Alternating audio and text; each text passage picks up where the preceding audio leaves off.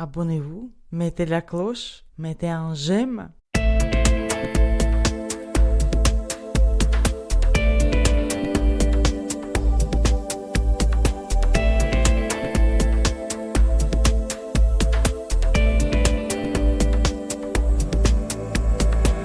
Bonjour et bienvenue sur Oxitude pour l'Hebdoxitude 451. Nous sommes le 30 avril 2026 au soir. Et pour faire le tour de l'actu, nouvelles technologies et accessibilité cette semaine, eh bien Jacques et Yannick sont de la fête. Bonsoir tous les deux. Bonsoir. Bonsoir, moi j'aime bien les trucs où il y a 51 dedans. Oui. Ouais. Ou 102 si t'as très soif. Oui, c'est très soif. D'ailleurs, Yannick, toi t'es rentré dans ton année du pastis. J'allais dire, c'est mon âge. C'est ça. En Chine, ils ont l'année du chat. Yannick, c'est l'année du pastis cette année. C'est ça. Bon, tout va bien. Ça va. Le week-end prolongé s'annonce bien. Bah oui. Bon. Oui. Avant d'attaquer l'actu, comme chaque semaine, nous allons procéder au remerciement traditionnel de la semaine. Et cette semaine, nous avons 7 personnes à remercier qui sont Arnaud, Carlos, Isabelle, Michael, Nicolas, Jean-Pierre et Rémi. Parce que soit ils nous ont fait passer de l'info, soit ils nous ont fait des dons. Et bien, si comme eux, vous voulez nous faire passer de l'info, vous avez 2 solutions. C'est sur le formulaire de contact sur le site oxitude.org/contact, oxitude avec un Y, ou directement à l'adresse contact@oxitude.org. Si vous voulez nous faire un don pour nous soutenir, vous pouvez le faire par PayPal, paypal.me/oxitude. PayPal s'écrit PAYPAL.me/oxitude. Et enfin, vous pouvez également nous soutenir en faisant vos achats par notre lien affilié sur Amazon, oxitude.org/Amazon. Ça vous coûte pareil, nous ça nous laisse un petit pouillème. Et profitez-en puisque depuis mardi ou mercredi, nous sommes dans les French Days et ça dure jusqu'à ce mardi, le mardi 5. Donc si vous avez des achats à faire, profitez-en et passez par notre lien. Merci à tout le monde. Et on va attaquer l'actu en allant faire un tour du côté des applis et du web comme chaque semaine. Et Yannick, on va parler lecteur d'écran. Oui, on va parler de lecteur d'écran, mais juste si tu me permets une seconde. Oui. Tu viens de parler des French Days. La semaine dernière, vous avez annoncé que le Demo Day du campus Louis Braille serait à l'Institut national des jeunes aveugles. Mais finalement, il sera à l'AVH. Ah, il sera à l'AVH. C'est l'information, parce D'accord. que c'est le bac, et donc les bacheliers de l'INJA ont besoin de calme. Donc le démo day du 16 juin est décalé à l'AVH. Voilà. Parfait. Puisque j'y pense. Mais non, mais tu fais bien de le préciser. Ouais. Donc effectivement, on va parler... On peut toujours s'inscrire, hein. Oui, les inscriptions sont toujours ouvertes. Hein. Oui, toujours. Vous pouvez aller, c'est sur le Hebdoxitude 449, je crois, hein, on en avait parlé, ou 448. Vous tapez Démo Day. Voilà, vous tapez Démo Day sur la barre de recherche du site et vous tomberez sur l'hebdo avec le lien pour toutes les infos. Oui. Et sinon, vous allez sur le site du campus Louis Braille et vous trouverez tout ce qu'il faut, oui. Tout ce qu'il faut. Oui, donc on va parler lecteur d'écran et particulièrement de Supernova, puisque Supernova sort pour rappel, hein, Supernova, c'est un lecteur d'écran qui, un peu comme Fusion, présente l'avantage d'avoir le grossissement et la synthèse vocale. Donc un peu comme si on avait JAWS plus Zoom Text, ce qui est le cas de Fusion. Et donc Supernova, dans sa version 25.02, a travaillé notamment sur l'amélioration de sa fiabilité, ce qui est plutôt une bonne nouvelle quand même. Le but d'une mise à jour, c'est quand même d'améliorer la fiabilité. Ça me paraît être la base. Ah si seulement. Oui, regarde Apple, ils font des mises à jour, ils amènent des nouvelles fonctionnalités et ils ne travaillent pas sur la fiabilité, comme quoi, hein. Même la plus grosse boîte du monde. Hein. C'est ça. Donc, ce que propose maintenant Supernova, j'ai l'impression que de ce que j'ai lu, c'est assez nouveau, c'est la possibilité de mettre des SMA. Donc, les SMA, c'est les mises à jour en fait que l'on va souscrire. C'est-à-dire que par exemple, vous prenez une SMA et donc quand vous achetez la version 2025, vous aurez le droit à la version 2026. C'est ce que fait JAWS depuis. Enfin, c'est ce que faisait JAWS puisque c'est un système qui est un peu en train d'évoluer. Ça vous donne le droit à l'assistance. Alors, dans les nouveautés, il y a la possibilité maintenant d'avoir un grossissement de 4,5 fois puisque avant on passait directement de 4 à 5, donc ils proposent un palier de plus. Ça paraît anodin, mais pour les malvoyants, ça peut être parfois plus de confort. On peut récupérer maintenant le transfert des paramètres utilisateurs, notamment les raccourcis clavier que l'on s'est créés et le dictionnaire de prononciation. Ils ont amélioré la lecture dans le menu Windows, qui était assez lent, avec la synthèse vocale qui était vraiment très lente. Donc là, ils l'ont amélioré. Ouais, ça, je sais pas si c'était leur faute, hein, parce que Microsoft Oui, fait tellement c'est peut-être pas n'importe quoi Windows, avec oui. ce menu démarrer. C'est ça, exactement. Ils ont amélioré l'accessibilité de Chrome, de Thunderbird, de Word et notamment la navigation clavier aussi dans Office 365 en général. Ils disent que maintenant on peut utiliser les logiciels WinSCP, donc qui est un logiciel de transfert de fichiers que je ne connais pas, et Reaper, dont on parle souvent ici. Donc Supernova maintenant est compatible Reaper.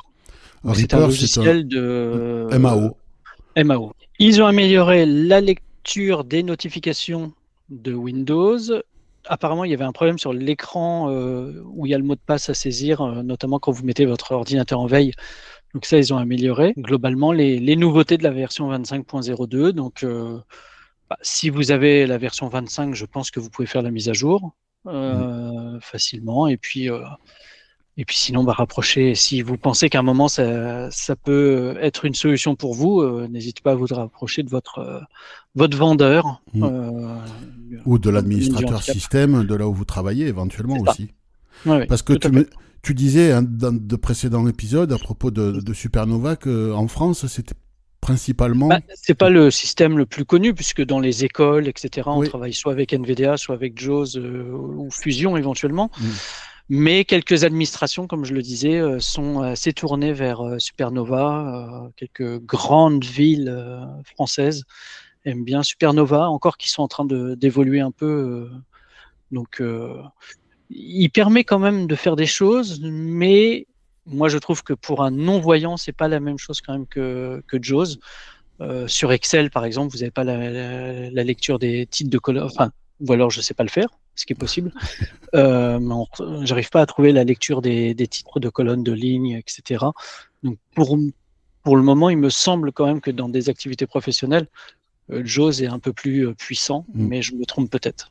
Je demande je suis pas assez formé sur Supernova pour pouvoir l'affirmer, quoi. Bon, en tout cas, c'est mis à jour. Si vous l'utilisez à la maison ou au boulot, voyez pour cette mise à jour. Jacques, on va parler d'un logiciel Windows qui est déjà... Apparemment, certains utilisateurs pensaient qu'il était abandonné, mais non. Eh ben non, c'est le logiciel de lecture Bookworm qui, j'imagine, puisque moi je ne suis pas sous Windows, doit être un peu un équivalent à l'application Lire sur Mac et macOS, iOS, etc. Mais là, c'est sous Windows. Ça s'appelle Bookworm. Tu veux dire livre. Livre, pardon. Oui, pardon. C'est Bookworm. Et Bookworm, donc c'est la version 2026.1. Alors ça reprend un tas de fonctionnalités, plus alors je crois que c'est un logiciel open source, dont la traduction en français, il faut le souligner, est assurée par Sof de l'équipe Toxitude. Donc bravo à lui, et il en fait beaucoup de traductions. Oui, et puis c'est un logiciel qu'il plébiscite quand même. Lui, il l'utilise pas mal. Lui, il l'utilise pas mal. C'est c'est en tout cas un logiciel qui est... alors, il y a énormément de fonctionnalités. Il y a un nouvel OCR, il y a donc de nouvelles langues, dont le français, je l'ai dit, mais aussi le finnois, le portugais, l'espagnol. Enfin voilà, c'est un truc qui est assez puissant et qui donc est mis à jour. Si vous aimez la lecture sur ordinateur... C'est un logiciel bien fait. Hein. Moi, je l'ai sur mon PC. Et, je l'utilise pas souvent, mais c'est assez bien. Il ouvre un tas de formats, etc. Ah oui, il ouvre du Word, de l'ePub, du PDF, je crois. Du HTML, j'imagine aussi, bien sûr. Oui, et puis donc il y a toute une série de fonctionnalités et justement de meilleure prise en charge des fichiers docs de Word, etc. Tu te rends compte il ouvre même les formats Kindle de ce que je viens de voir. Ouais. te rends compte si tu avais ça sur ton Mac pour lire tes bouquins en braille, Jacques? Moi, j'ai livre. Oui, mais bon, avec mais- toutes les limitations et la non-évolution que l'on connaît. C'est-à-dire que voilà, livre n'a pas évolué depuis 15 ans? à peu près, ouais. Hmm. Non, peut-être pas, mais 12? 10 ans, c'est sûr. 12? Ouais, c'est ça. Non, c'est terrible. Oui. Et surtout l'accessibilité, c'est-à-dire qu'il y a plein de choses auxquelles on n'a pas accès dans le livre. Je veux dire, par exemple, on n'a pas accès. Il y a des fonctionnalités comme la possibilité d'avoir la définition d'un mot, des choses comme ça auxquelles en braille on n'a pas accès.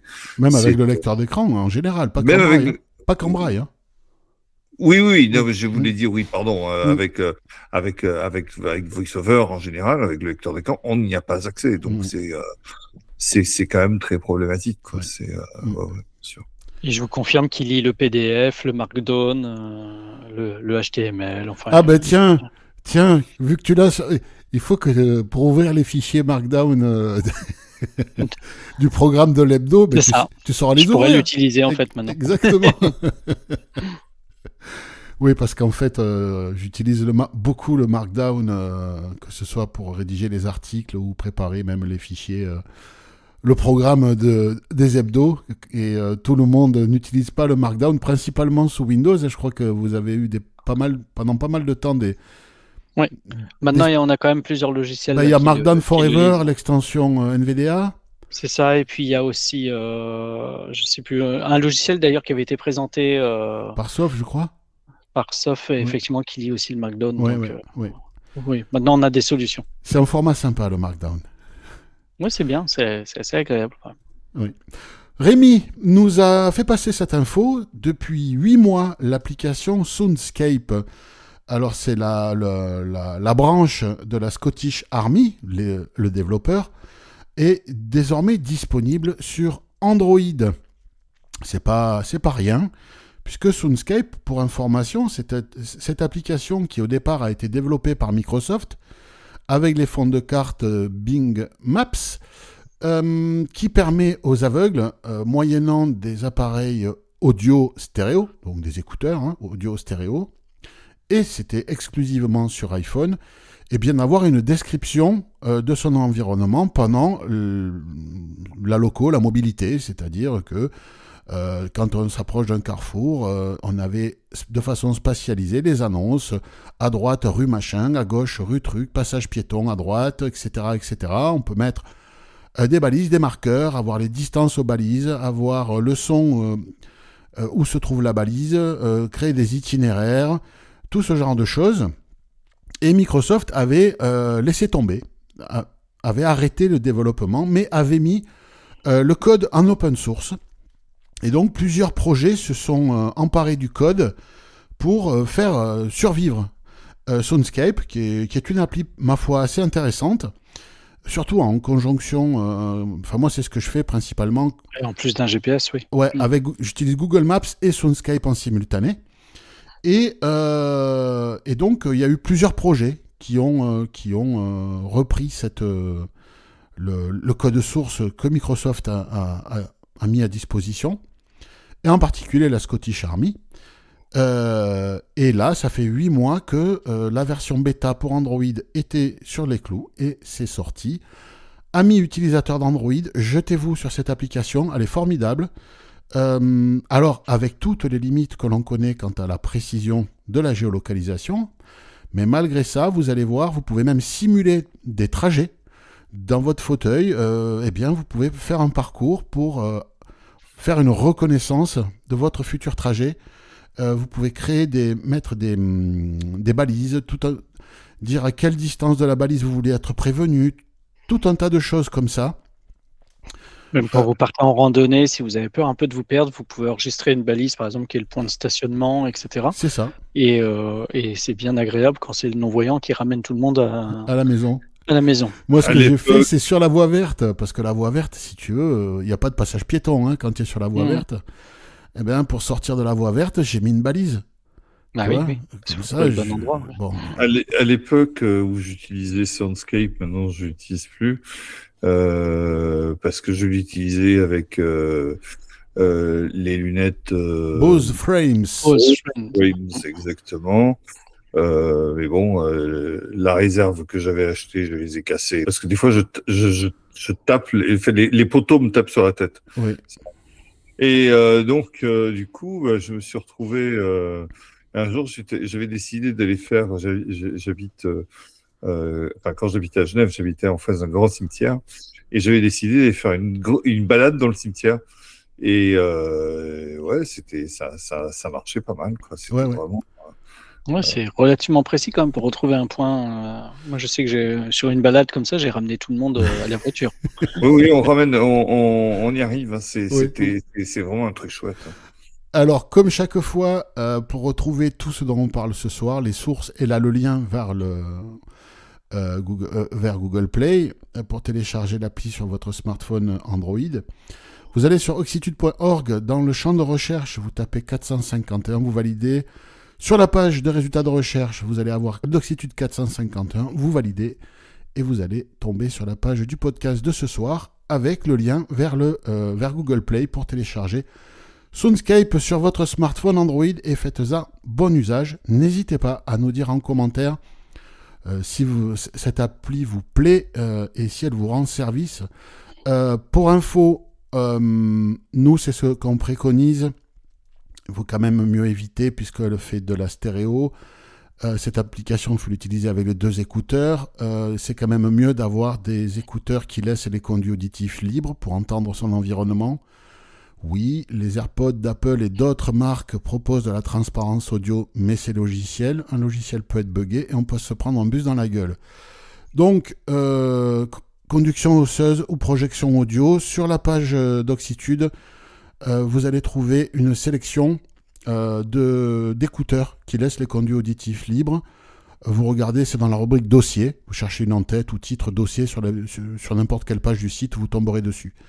Et on peut pas connecter si on a des Meta-Ray-Ban, par exemple. Oui, ça marche avec les Meta-Ray-Ban, bien sûr. Ouais. C'est de la projection audio, donc il n'y a aucun souci avec ça. Oui. Yannick, on va parler encore d'un outil professionnel. Oui, on va parler d'un autre outil professionnel qui s'appelle Slack, S-L-A-C-K. Slack, c'est un outil de collaboration, de discussion au sein des entreprises. C'est une messagerie d'entreprise, quoi. C'est ça, un peu comme Teams, en fait, chez Microsoft. Et Slack passe à l'accessibilité, et pas trop tard. Alors, moi, je vais vous parler de la version 0.19.0, qui est la dernière, mais si vous allez sur le site, sur le lien que Philippe vous a mis, vous pourrez trouver même les anciennes versions. En fait, régulièrement, chaque mois, il publie des nouveautés en termes d'accessibilité. Donc, je vous encourage, je ne vais pas reprendre quand même toute l'historique de l'accessibilité, mais il y a quand même des choses qui ont l'air d'arriver quand même. Donc, ils ont amélioré notamment l'accessibilité du Slackbot, donc qui doit être l'équivalent de leur intelligence artificielle sans doute au niveau du Slack. Ils ont amélioré l'accessibilité des boutons, parce que c'était pas trop le cas. Le statut des personnes maintenant est accessible, on peut savoir s'ils sont présents en réunion, etc. Notamment si vous avez mentionné une personne et qu'elle est absente, en fait, ça vous le notifie plus rapidement. Une meilleure accessibilité de l'application iOS. Donc, sur l'application iOS, ils ont amélioré les actions personnalisées, la sélection du texte, parce qu'on ne pouvait plus sélectionner de texte, les infos du canal, donc combien il y a de personnes, combien de canaux, etc. Sur Android, ils ont amélioré la navigation avec Tollback, valait mieux. Les messages, dans les messages, les activités, etc. Une meilleure lecture des réponses quand quelqu'un vous a répondu, voilà, c'est quand même plus simple. La gestion des vues a été améliorée, la lecture du menu de partage, la fenêtre de partage était apparemment pas accessible. Et l'annonce du dispositif de sortie, notamment quand vous regardez une vidéo, vous pouvez savoir éventuellement si vous voulez renvoyer, je sais pas, vers, vu que c'est sur Soulback, soit sur une enceinte, etc., Bluetooth, vous pouvez la modifier, ce qui n'était pas possible.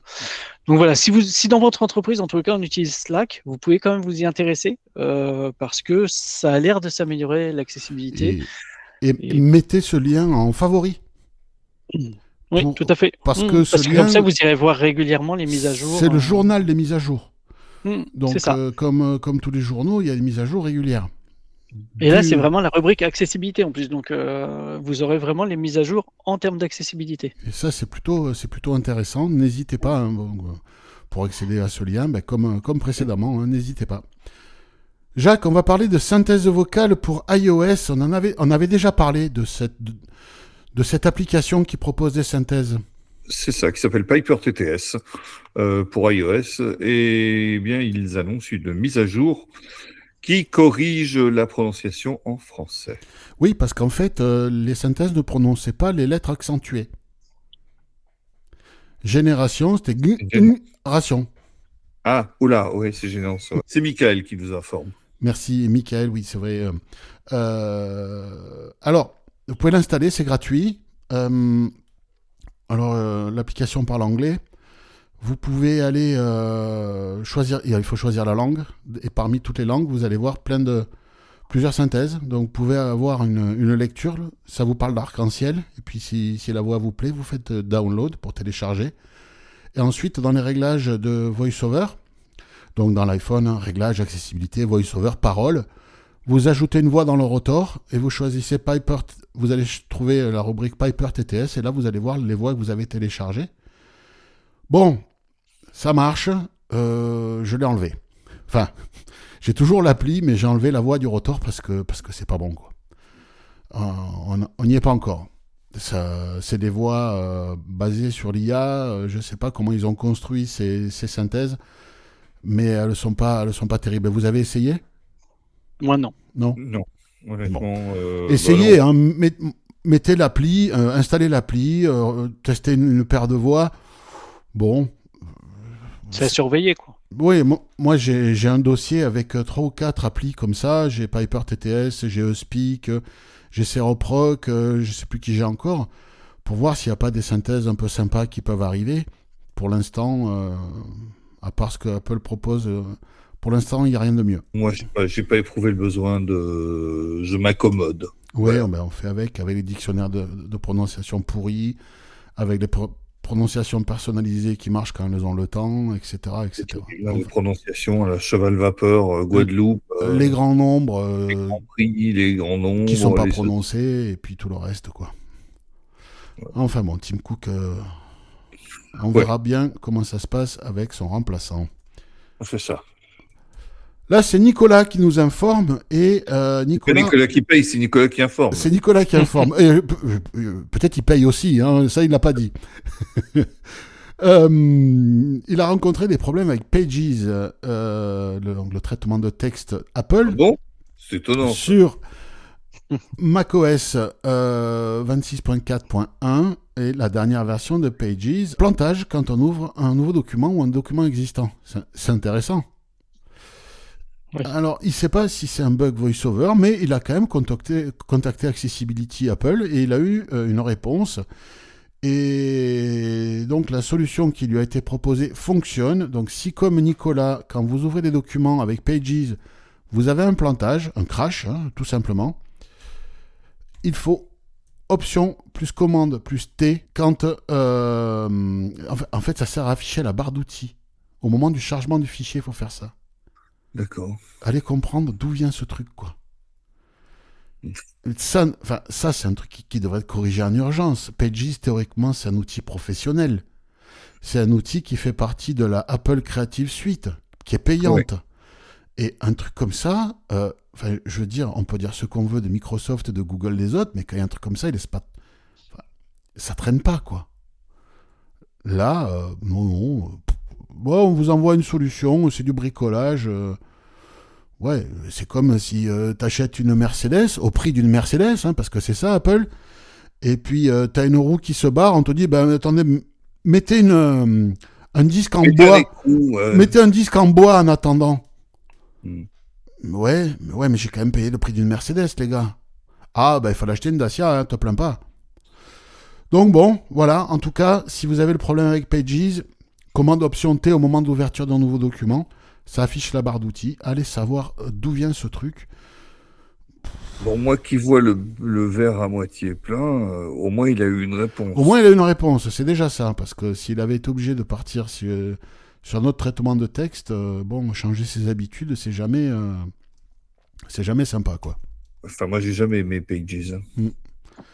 Bon, moi j'utilise Numbers, qui est le Excel hein, d'Apple. Pour ce que j'en fais, ça me va, quoi. Yannick, on va encore parler d'applications Windows. Oui. Oui, on va parler d'application Windows, mais alors d'abord, je vais commencer par quelques excuses, puisque je vous ai dit que Slack, c'était la version 0.19, que nenni, puisque c'est le logiciel d'après qui est en version 0.19. Slack, c'était juste la version de mars. Voilà. D'accord, Je- c'est pas grave. Mais à culpa. Donc, effectivement, Tu je seras vais vous parler fouetté. du. Ouais, oh, chouette. Je savais. Je vais vous parler du logiciel TwistCake en version 0.19.0, qui est un logiciel en fait qui sur Windows permet d'aller se connecter à plusieurs logiciels de messagerie type Mastodon, Telegram, etc. Et donc ils ont amélioré alors sur Mastodon alors je connais mal donc Mastodon, Philippe va c'est m'aider l'équivalent si de besoin. Twitter. Hein. C'est comme Oui, Twitter, voilà. en fait. Tout à fait, oui. Donc sur Mastodon, ils ont amélioré la bibliothèque interne. Ils ont ajouté la mise en forme des messages pour les messages cités, notamment quand il y a Oui. une citation. C'était apparemment pas très propre, donc ils l'ont amélioré. Ils ont amélioré la prise en charge des citations. On a la prise en charge maintenant des listes. Ils ont amélioré le streaming, notamment pour les vidéos. Quand il y a une vidéo à streamer, il y avait des problèmes dans le lecteur. La configuration avancée des téléchargements, qui a été améliorée. Les éléments précédents, apparemment, il y avait un problème sur le chargement des éléments précédents. Donc ça, c'est résolu. La prise en charge des URL audio pop, l'affichage des conversations des instances distantes. Et ils ont amélioré, il y avait un bug aussi sur la publication des liens sponsorisés. Donc là aussi, ça a été corrigé. Après, sur Telegram, ils ont amélioré la mise à jour de la bibliothèque, la prise en charge des sujets, parce qu'apparemment les sujets étaient mal lus, et la mémoire tampon du multimédia. Parce que quand on lançait une vidéo, etc., ou un audio, ça pouvait parfois ralentir. Donc, ils ont amélioré la gestion du tampon. Ouais. Et l'augmentation de la limite maxi du nombre de messages. Parce qu'avant, on était limité, donc on peut Remonter dans le l'améliorer. temps un peu plus, quoi. C'est ça. Mm. Et puis, quand on veut envoyer un fichier à une chaîne, aux chaînes, en fait, ça a été rendu accessible. Et ils ont amélioré un petit peu aussi la gestion des flux RSS de manière plus générale. Bon. Donc voilà pour cette version. Bon, parfait, très bien. Je crois que c'est utilisé aussi, hein, cette appli, elle est pas mal utilisée. Hein. Oui, je crois parce que je me souviens de l'avoir testé pendant un moment. Et puis... En tout cas, moi, quand je fais la veille sur Mastodon, je vois pas mal d'anglo-saxons qui l'utilisent. Ah oui, d'accord. Mm. Envoyé par... Oui. Jacques, Isabelle, elle est pas contente. Eh ben non, Isabelle. Et elle a raison. Oui, elle a raison, parce que, en fait, bien Isabelle nous informe que c'est la fin de l'actuel Kindle pour PC. Et donc, avec un changement de la politique DRM d'Amazon à compter du 30 juin prochain. Alors, les DRM, c'est la protection numérique anti-piratage. C'est ça. C'est une gestion des droits. Et c'est effectivement ce qui va vous empêcher de vous faire de copier un bouquin, de le faire passer, etc., etc. Ou de le lire dans Voice Dream, par exemple. Ou de le lire dans un autre logiciel que le logiciel prévu à cet effet, c'est-à-dire dans le cas de Amazon, c'est Apple. Alors, non, c'est Kindle. N'importe quoi. Ouh là là, je suis une heure plus tard que vous, c'est pour ça. Ouais. C'est Kindle, pardon. Et donc du coup, à partir du 30 juin, le Kindle que vous avez sur votre PC sera plus actif. C'est-à-dire que vous ne pourrez plus télécharger de nouveaux livres avec. Alors, d'après ce que j'ai compris dans leur article, il y aura un nouveau Kindle, mais qui ne fonctionnera pas sous des versions de Windows antérieures à Windows 11. Et puis donc, eh bien, ça va beaucoup... Et il faudra retélécharger, j'imagine, les bouquins, parce que les DRM le type de DRM a changé, c'est ça ? Le type de DRM a changé, donc il faudra retélécharger apparemment les livres pour pouvoir appliquer la nouvelle DRM. Si j'ai bien compris, à garder l'ancien Kindle avec ses anciens bouquins. J'imagine que ça va fonctionner. D'après, en tout cas, j'ai compris. Ouais, bon. Donc, eh bien... et pour ceux qui utilisaient Codec et d'autres solutions pour casser les DRM, il va falloir que ça se mette à jour parce que ça va être terminé, en tout cas pour cette version-là. Oui, mais là, il y aura un effet... Enfin, oui, Codec, Ultimate et d'autres. Mais il y aura, à mon avis, un effet bouclier. C'est-à-dire que, voilà, c'est le chat, la souris, tout ça. Ouais, alors les DRM d'Apple Livre... ça n'a jamais été cassé. Ils n'ont toujours pas été cassés. Hein. Ça, à ma connaissance, jamais. Non. À ma connaissance, ça n'a jamais été cassé. Donc, on verra bien.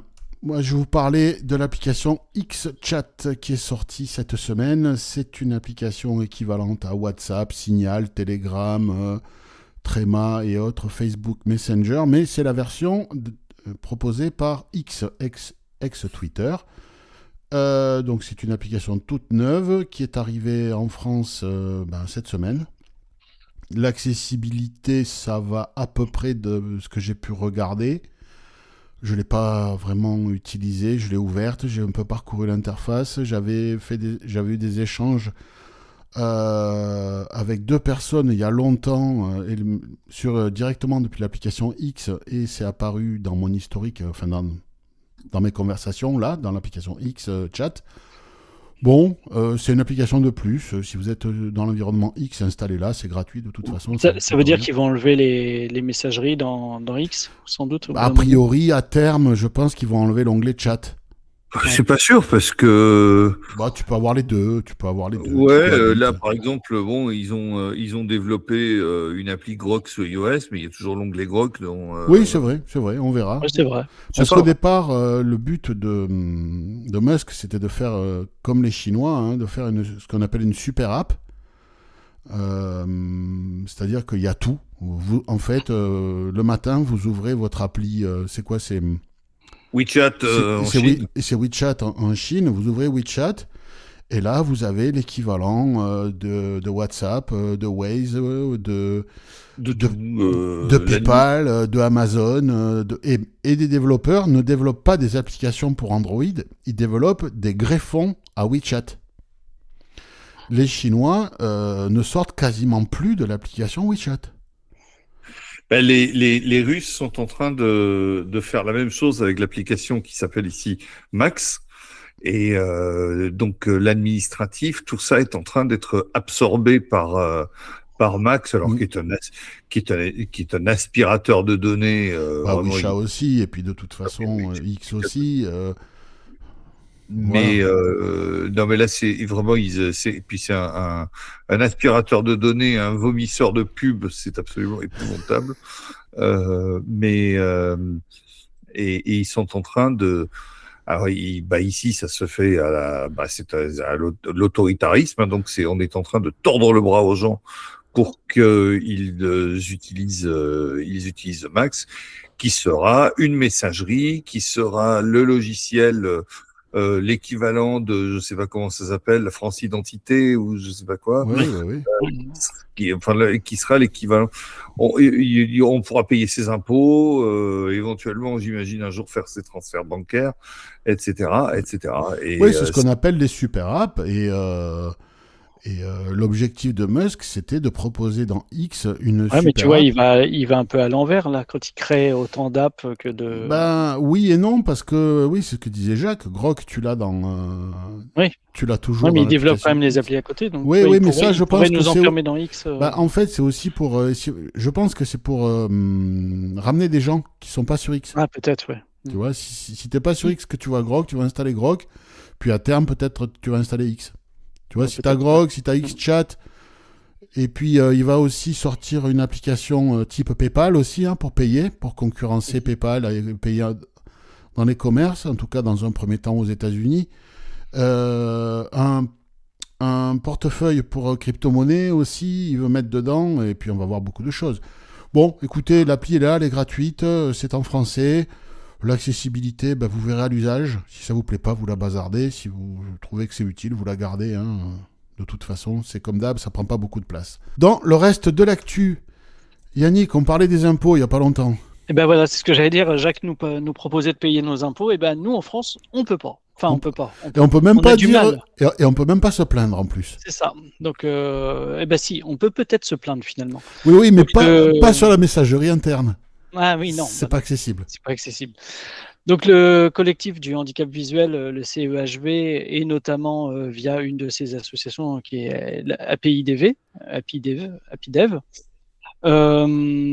souhaite récolter le maximum d'informations concernant vos difficultés aux uns et aux autres sur le site des impôts. Donc ce qui les intéresse, c'est que vous puissiez dire exactement, décrire le plus précisément possible le moment où vous avez eu une difficulté, en décrivant la difficulté, j'ai pas réussi à cocher telle case, j'ai pas réussi à valider telle action, et de bien préciser le moment où c'est arrivé, est-ce que vous avez réussi à aller au bout finalement ou pas, et avec tous ces éléments, il faudra leur fournir par écrit et une copie de votre carte d'invalidité, et là il faudra remplir un CERFA qui n'est pas accessible, rassurez-vous. Donc, évidemment, les équipes d'APIDV vont vous aider à le remplir. Et avec ça, ils vont faire un dossier pour pouvoir aller au tribunal et déposer une plainte. Alors, la seule difficulté, c'est qu'il faut absolument que vous apportiez vos témoignages le plus rapidement possible, puisque c'est avant le 4 mai, donc c'est-à-dire lundi. Et sachant que demain, le jour de la publication, c'est le 1er mai. C'est ça. Donc, en gros, vous avez ce week-end. Donc, s'il y en a qui ont prévu de déclarer leurs impôts ce week-end ou qui l'ont déjà fait et qui se souviennent avoir eu des difficultés bien précises, essayez quand même de leur envoyer des infos le plus rapidement possible. Et puis, le CERFA, s'il y a quelqu'un qui voit à côté de vous, faites-vous aider, quoi. Oui, et puis sinon, je vous dis, à PIDV, je pense qu'ils mettent une date au 4 mai pour justement le 4 et 5 mai pouvoir aider les gens à remplir et récolter les preuves, quoi. Oui. Donc, je pense que s'il y a une arrivée d'informations, ils vous aideront à remplir. Moi, je pense que je vais essayer de le faire. Ouais. Si vous aviez prévu de faire votre déclaration d'impôt, moi, elle est faite. Mais quand je suis allé sur le, tu sais que tu l'as en pré-rempli. Oui. Et tu peux afficher le PDF. Oui. Le PDF, il n'est pas accessible. En tout cas, sur Mac, que dalle. Voilà, il faut bien préciser ce moment-là, quel OS on utilise. C'est ça. Là, j'ai voulu, pareil, pour un autre sujet, j'ai voulu leur laisser un message via la messagerie interne.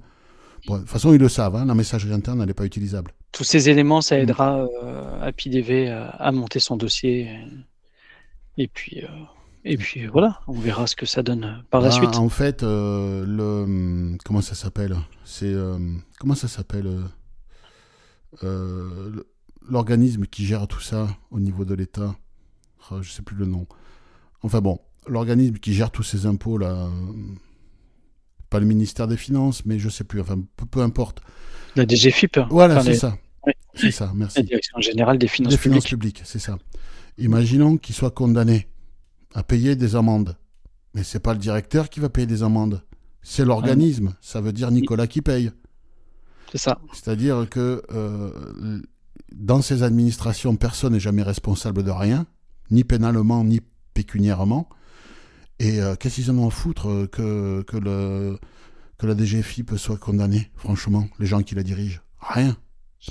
Ça sort pas de leur poche, ils seront pas dégradés, déclassés, mutés, punis. Il faut le faire, hein. Mais au final, moi je pense qu'il faudrait commencer à mettre des responsabilités auprès des dirigeants de ces trucs-là. C'est trop facile. Ça serait la moindre des choses. Parce qu'un chef d'entreprise qui fait une connerie, on lui prend tout. Hein. Et là, le mec, il dirige un organisme énorme comme ça, puis l'organisme est condamné. Non, je m'en branle, c'est pas moi.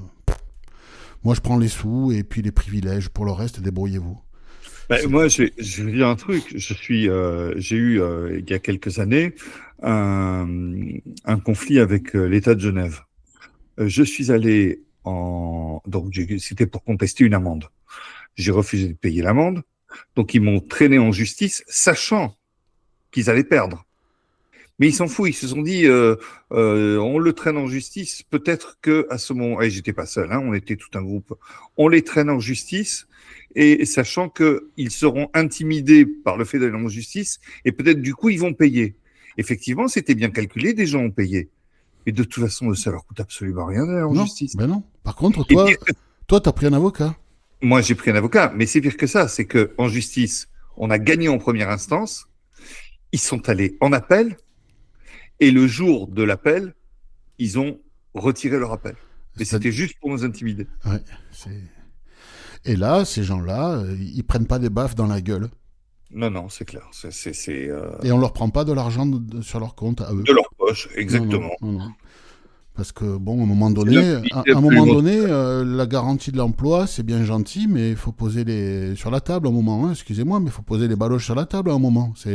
Quand on prend des responsabilités de direction, c'est pas juste je prends et je donne rien, quoi.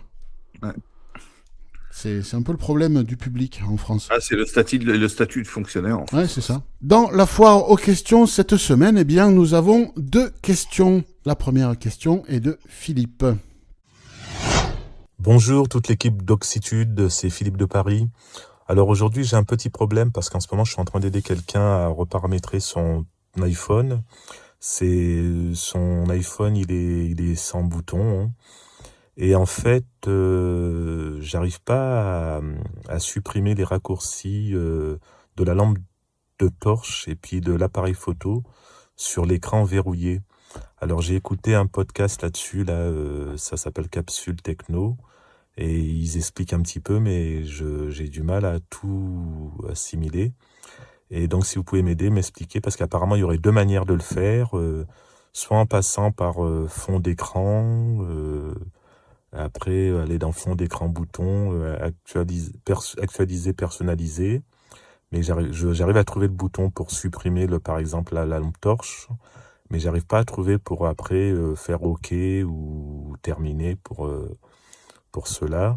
Et on peut passer apparemment aussi par le fond l'écran de verrouillage. C'est possible, mais apparemment il faut faire un triple tap, mais je comprends pas très bien comment on fait vraiment pour enlever ces 2 raccourcis. Donc j'espère que vous allez pouvoir m'aider là-dessus. Je vous remercie toute l'équipe. À bientôt. Au revoir. Alors, je ne sais pas trop. Est-ce que vous savez un peu? Yannick? Non, pas spécialement. Enfin, il faut. Moi, il me semblait que Lynn, effectivement, dans le podcast Capsule Techno, expliquait assez bien la démarche. J'avoue que j'ai pas eu le temps de la retester, mais il me semblait effectivement qu'elle avait assez bien expliqué. Donc peut-être reprendre étape par étape. Ouais. Et François de l'équipe. Le truc à 3 doigts, j'ai essayé, par contre, j'y arrive pas. Le triple tap à 1 doigt. Oui, voilà, ça j'ai essayé. Au pire, je la déclenche ou j'arrête la torche. François nous a dit que sur l'écran verrouillé, il fait un triple tap à 1 doigt. Alors parfois ça marche, parfois ça marche pas. Il faut insister, le faire plusieurs fois.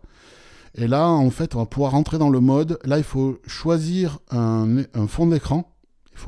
Si on n'en a pas, il faut en choisir un. Et après, on peut ajouter et supprimer les icônes sur l'écran de verrouillage. Moi, j'ai pas testé parce que je n'ai pas vraiment l'usage. Et je sais que si on commence à rentrer là-dedans, après qu'on met des fonds d'écran et tout pour s'en défaire, c'est compliqué. Et c'est ce que d'ailleurs Lynn explique dans le podcast, parce que je me souviens de l'avoir écouté au moment où il avait été diffusé. Et effectivement, il faut créer déjà les fonds d'écran. Il faut après, c'est assez long à faire en fait finalement comme procédure. Ouais, mais je trouve que, là, Apple, pourquoi faire simple quand on peut faire compliqué, quoi. C'est ça. Ouais, c'est on pourrait très bien faire sur le triple tap, il pourrait tout simplement proposer supprimer. Avoir à la limite une liste d'icônes possibles, on coche, on décoche, puis c'est tout, quoi. Oui, tout à fait, oui. Ouais, enfin bon. C'est plus comme c'était Apple. Hein. Apple, avant, c'était un système pensé pour les utilisateurs. Là, on sent ils se sont bien coupés des utilisateurs pour le coup. Hein. Il y a d'autres trucs qui restent bien, hein, mais ça, pas terrible. En tout cas, si vous avez une astuce, n'hésitez pas, hein, les commentaires sont là pour ça. Nous avons également une question de Tanguy.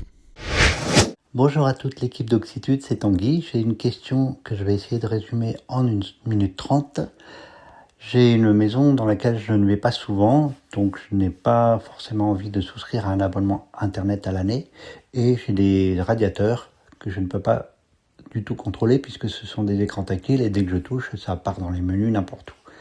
Je sais que sur ces radiateurs, il y a un fil pilote, donc je suppose que c'est pour y brancher une station de contrôle. Et ma question, c'est la suivante. Est-ce que je peux soit utiliser l'iPhone comme relais Wi-Fi pour pouvoir contrôler mes radiateurs, au moins quand j'y suis, pas forcément depuis Paris, ou est-ce qu'il faudrait que j'investisse dans un routeur Wi-Fi qui me permettrait de contrôler ces radiateurs quand j'y suis et d'utiliser l'iPhone pour piloter l'application qui permettrait de régler les radiateurs. Voilà, si je n'attends pas forcément une réponse affirmative, mais si vous aviez au moins des pistes, est-ce que c'est envisageable? Merci et bonne journée. Merci Tanguy. Alors, Et merci Tanguy aussi pour le soutien sur les jeux de l'été avec DidactiWeb. Oui, avec DidactiWeb, bien sûr. Alors, Tanguy, il veut une maison connectée, mais pas connectée. C'est ça. C'est ça. Une maison connectée sans Internet. C'est ça. Bon, je crois que tu as bien compris le truc. Si tu prends pas d'abonnement, Internet dans ce logement, soit tu te connectes sur le Wi-Fi du voisin, soit tu prends un modem 4G, 5G et puis tu payes un abonnement pour ça. T'achètes un modem. Donc tu payes un abonnement, quoi. Ouais, mais ça coûte peut-être moins cher qu'un abonnement fibre. Ou encore qu'aujourd'hui, il y a des abonnements fibre où on n'a que la fibre, je crois qu'à 25 balles. Bon, c'est toujours 25 balles, mais c'est pas les 40 balles où tu as le téléphonie, la télé.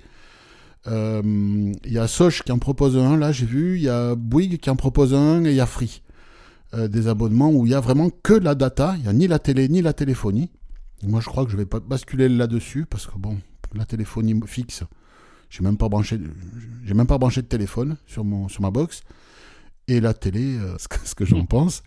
Mais en tout cas, oui, Tanguy, là, c'est. Et puis même si tu viens avec ton téléphone et en fait, ils te font un routeur. Ils te font un routeur Wi-Fi pour contrôler ces équipements connectés. Tu vas pas pouvoir les connecter à ton téléphone. Donc ouais, il te faut un routeur Wi-Fi qui soit fibre, ADSL ou mobile, encore que l'ADSL ça tend à disparaître. Mais ouais, t'as pas trop de solutions. Donc la réponse à Tanguy, c'est que non, tu vas devoir prendre un abonnement. La maison connectée, il faut la connecter. La maison connectée, il faut la connecter. Ou alors tu t'achètes un radiateur avec des boutons. Non, mais c'est quand même bien pratique. Tu sais, aujourd'hui, les radiateurs avec des boutons qui soient pas tactiles. Ouais, j'imagine. Donc c'est pour ça qu'avoir du connecté à travers une appli ou Alexa ou Google ou Apple Maison, ça peut rendre des services. Non, ou alors éventuellement, si un voisin pas trop loin, voir avec lui juste pour connecter ce truc-là sur son Wi-Fi. Je sais pas si tu t'entends bien avec eux ou pas, s'ils sont pas loin. C'est pas forcément la solution, mais en tout cas, il faut disposer d'une connexion Internet, c'est ça le truc. C'est ça. Une maison connectée, il faut la connecter, quoi. C'est le souci. Eh bien, moi, je vais vous expliquer, si vous avez envie de faire comme Tanguy et Philippe, si vous voulez nous poser une question. Donc, vous enregistrez dans un endroit calme, si possible, évitez le bord de l'autoroute. Et puis, un petit message d'1 minute 30 à peu près, pas plus. Et vous nous l'adressez par mail à faq@oxitude.org. Et écoutez, on essaiera d'y répondre. Et si nous, on ne sait pas y répondre, la communauté pourra répondre. D'ailleurs, c'est valable pour les questions de Tanguy et de Philippe. Si vous avez envie si vous avez des réponses à leur apporter, n'hésitez pas dans les commentaires. Exactement. Qu'on réponde ou qu'on ne réponde pas, la communauté peut poser une enchère. Tout à fait. Arnaud nous a présenté un podcast très intéressant sur. Oui. Moi, je l'ai écouté. C'est un podcast sur la sonnette Blink Video Bell. Non, c'est comme ça que ça s'appelle. Vidéo doorbell. Vidéo Doorbell, pardon. D'ailleurs, j'ai vu Vidéo Doorbell avec Bell écrit BE2LE. Oui, j'ai fait une petite boulette. Donc, d'accord. Je me suis dit voilà. Donc c'est voilà, c'est un système donc de sonnette avec un petit une caméra vidéo plus de l'audio qui permet éventuellement de communiquer avec avec la personne qui se trouve de l'autre côté extérieur de la porte. Voilà, et c'est très très bien fait. En tout cas, ça donne envie. Enfin, Arnaud est très enthousiaste et son podcast est très bien fait, très bien construit. Oui. Voilà. N'hésitez pas à aller l'écouter. Hein. Non, n'hésitez pas. Je recommande et on lui dit merci. Merci Arnaud encore une fois d'avoir contribué sur Oxitude.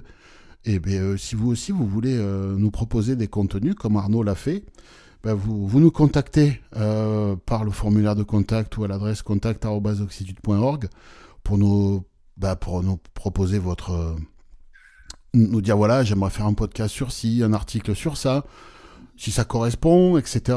On en parle et puis on met ça en route. Hein. N'hésitez pas,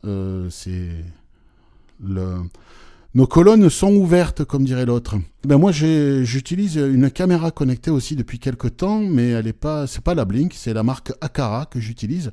Et c'est vrai que c'est assez pratique ce genre de petites choses. Quand je suis à l'étage et qu'il y a un livreur qui sonne, eh bien, je suis en mesure de lui parler, de lui dire attends garçon, je descends, et ça me permet de descendre. Enfin, s'il entend ma voix, parce qu'en général, les livreurs, ils mettent une espèce de bruit qui sort des haut-parleurs de leur camionnette, là.